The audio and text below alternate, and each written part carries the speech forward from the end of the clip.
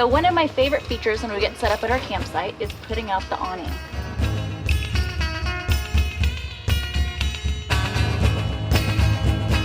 That's really simple. Once you walk in the entryway, there's an awning in and out button. Simply push the out. Be very careful to make sure you have plenty of clearance. Clearly here I don't, so I'm not going to extend it fully.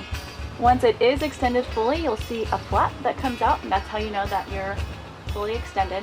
Once that happens, you can also turn on awning light on, and it'll have a nice strip of LED lights to illuminate your awning. During the evening, we recommend that you put your awning back in case the wind picks up.